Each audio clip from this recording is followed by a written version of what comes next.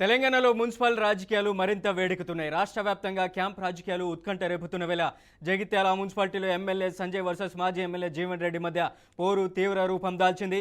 నా వర్గం అంటే నా వర్గం అంటూ ఇద్దరు నేతలు తమ తమ శక్తి ప్రదర్శనలో నిమగ్నమయ్యారు. సంజయ్ 23 మంది కౌన్సిలర్లతో ఒక క్యాంప్ ఏర్పాటు చేయగా జీవన్ రెడ్డి 18 మంది కౌన్సిలర్లతో ప్రత్యామ్నాయ క్యాంప్ నిర్వహిస్తున్నారు.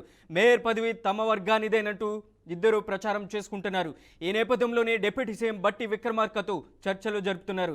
చివరికి పార్టీ అధిష్టానం ఎలాంటి నిర్ణయం తీసుకుంటుందోనన్న ఉత్కంఠ స్థానిక రాజకీయాల్లో మరింత ఆసక్తిని రేకెత్తిస్తుంది. జగిత్యాల మున్సిపాలిటీలో హై వోల్టేజ్ని తలపిస్తుంది. అక్కడ ఉన్నటువంటి జీవన్ రెడ్డి సంజయ్ వర్గాల మధ్య ఇరువురు మధ్యకు సంబంధించినటువంటి కౌన్సిలర్లు క్యాంప్ రాజకీయాలకు తెర తీసేటువంటి అవకాశం కనిపిస్తుంది. ఇదే అదునుగా అక్కడ డిప్యూటీ సీఎం బట్టి విక్రమార్కతో కూడా సమావేశమయ్యారు కాసేపటి క్రితమే. ఇక ఇదే అంశానికి సంబంధించి అప్డేట్ అందించడానికి మా సీనియర్ కరెస్పాండెంట్ రామకృష్ణ ఫోన్ లైన్లో ఉన్నారు. రామకృష్ణ, జగిత్యాల మున్సిపాలిటీ ఎవరు కైవసం చేసుకునేటువంటి అవకాశం ఉంటుంది? అప్డేట్ ఏంటి? మనోజ్, ఏదైతే రాత్రి సీఎం రేవంత్ రెడ్డి మంత్రులతో మున్సిపల్ ఎలక్షన్ కి సంబంధించి ఏ విధంగా ప్లాన్ అప్లై చేయాలి, మున్సిపల్ చైర్పర్సన్స్ కార్పొరేషన్స్ ఎక్కువ గెలుచుకోవడానికి ఏ విధంగా గెలుచుకోవాలని చెప్పేసి భేటీ అవ్వడం జరిగింది.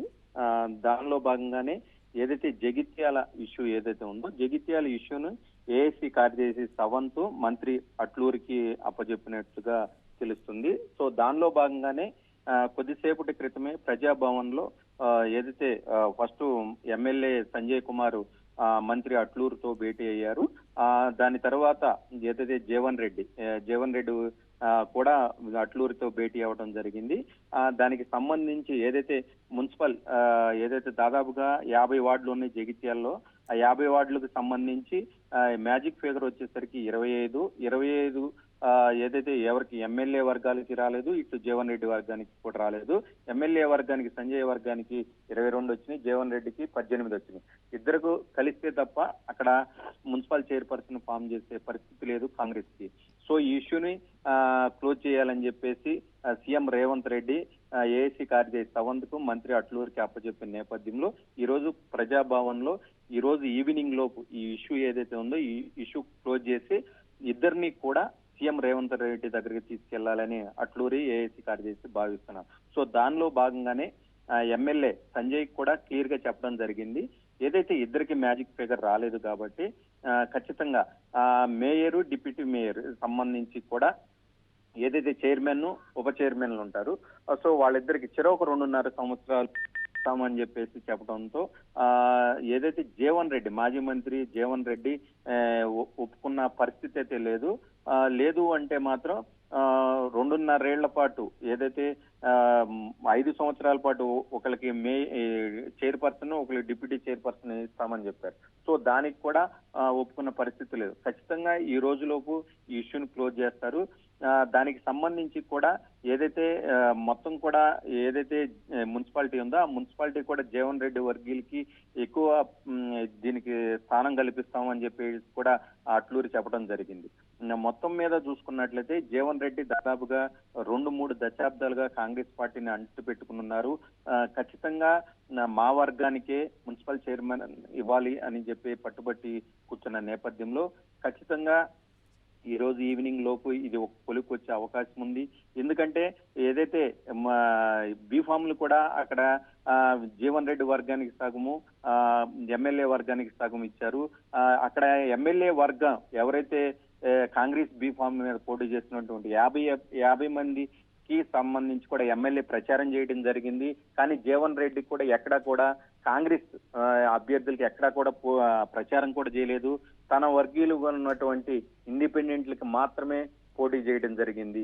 ఇక్కడ మొత్తం మీద చూసుకున్నట్లయితే ఫస్ట్ నుంచి కూడా ఏదైతే బిఆర్ఎస్ పార్టీ బీఫామ్ మీద గెలిచినటువంటి ఎమ్మెల్యే సంజయ్ కుమార్ కాంగ్రెస్ పార్టీలోకి వచ్చినప్పటి నుంచి కూడా ఇద్దరి మధ్య పచ్చగడ్డ వేస్తే బొగ్గుమనే పరిస్థితిలో రాజకీయాలు నడుస్తున్నాయి. సో ఖచ్చితంగా వీళ్ళిద్దరిని మాట్లాడి సెటిల్ చేసి ఈ రోజు ఏదో ఫైనల్ చేయాలి రేపు. ఎందుకంటే రేపు 12:30కి షార్ప్ గా 12:30కి ఎలక్షన్ ఎస్ఈసి కూడా క్లియర్ ఇన్స్ట్రక్షన్స్ ఇచ్చింది. మొత్తం మీద chairmans first ward members councillors ప్రమాణ స్వీకారం ఉంటుంది. దాని తర్వాత చైర్పర్సన్స్ ఉప చైర్పర్సన్స్ ఎన్నుకునే ఓటింగ్ ఉంటుంది. సో మొత్తం మీద ఈ రోజు నైట్ కల్లా డిసైడ్ అయిపోవాలి, ఇద్దరిని కలిపి నా దగ్గరికి రావాలని చెప్పేసి సీఎం రేవంత్ రెడ్డి ఆదేశాల మేరకే ఈ ప్రజాభవన్లో ఈ చర్చలన్నీ కూడా జరుగుతున్నట్లు కూడా తెలుస్తుంది మనోజ్.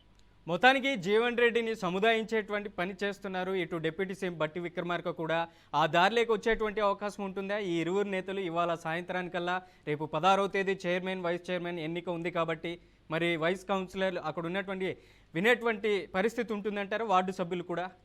ఖచ్చితంగా జీవన్ రెడ్డి కాకుండా వేరే వాళ్ళు ఉంటే ఈ పార్టీకి కాంగ్రెస్ పార్టీ యాక్షన్ తీసుకునేది.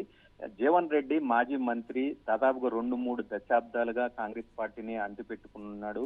సో జీవన్ రెడ్డి చెప్పే దానిలో కూడా కొంత ఉంది కాబట్టి సో జీవన్ రెడ్డిని వదులుకోవడానికి కాంగ్రెస్ పార్టీ కూడా అంత సహజం చేయదు. ఎందుకంటే జీవన్ రెడ్డి లాంటి సినీ కావాలి కాబట్టి కాంగ్రెస్ పార్టీకి సో నచ్చజెప్పటమే మెయిన్ ఎజెండా కాంగ్రెస్ పార్టీ.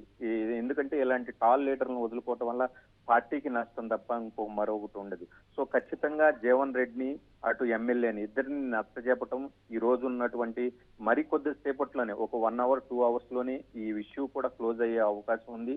ఏదైతే 2.5 సంవత్సరాలు ఏదైతే షేర్ చేసుకోవాలని చెప్పేసి అధిష్టానం చెబుతుంది, దానికి ఖచ్చితంగా మొదట ఏదైతే జీవన్ రెడ్డి పట్టుబడుతున్నారు, నా వర్గీయులకి చైర్పర్సన్ చేయాలి అనేది పట్టుబడుతున్నారు.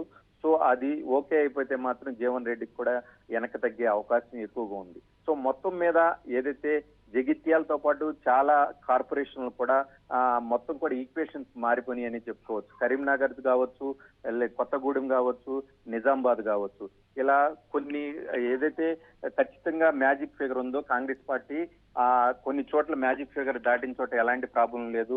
సో మ్యాజిక్ ఫిగర్ దాటని చోట మాత్రం ఖచ్చితంగా మనం కూడా ముందుండాలని చెప్పేసి నైట్ మంత్రులతో చర్చించిన నేపథ్యంలోనే నైట్ ఏదైతే కరీంనగర్ లాంటి కార్పొరేషన్ లో కూడా రాజకీయాలు వేగంగా మారిపోయినాయి. ఇండిపెండెంట్లు కూడా కాంగ్రెస్ పార్టీలో జాయిన్ చేయించుకుంటున్నారు. రేపు ఎవరు ఎంతమంది ఏదైతే క్యాంప్ రాజకీయాలు ఏ విధంగా ఎవరికి వర్కౌట్ అవుతాయి అనేది మున్సిపల్ చైర్మన్లు కావచ్చు, మేయర్లు కావచ్చు, ఎవరవుతారు దాదాపుగా 30 పైగా మున్సిపాలిటీల్లో హంగ్ ఏర్పడింది. హంగులో కింగ్ ఎవరు అనేది మాత్రం మరి రేపటి వరకు అయితే వెయిట్ చేయాల్సి ఉంది. ఎందుకంటే కాంగ్రెస్ పార్టీ క్లియర్ ఇన్స్ట్రక్షన్స్ ఇచ్చింది. సీఎం ఒక్క మున్సిపాలిటీ కూడా అవకాశం ఉన్న చోట ఎక్కడ కూడా వదులుకోవద్దు, ఖచ్చితంగా ఇండిపెండెంట్లు మన వైపు తిప్పుకోవాలి. కొంత ఏదైతే కొన్ని పార్టీలు ఉన్నాయో ఆ పార్టీలను కూడా కలుపుకోవాలి అని చెప్పేసి కూడా సీఎం రాత్రి ఇన్స్ట్రక్షన్స్ మంత్రులకు ఇచ్చిన నేపథ్యంలో కరీంనగర్ నిన్నటి వరకు బీజేపీ కైవసం చేసుకున్నది బండి సంజయ్ లాంటి వాళ్ళు అని చెప్పి చెప్పడంతో కొంత రాజకీయ ఈక్వేషన్స్ కూడా సడన్ గా మారిపోయినాయి అని చెప్పుకోవచ్చు Manoj. Right Ramakrishna, thank you for the update.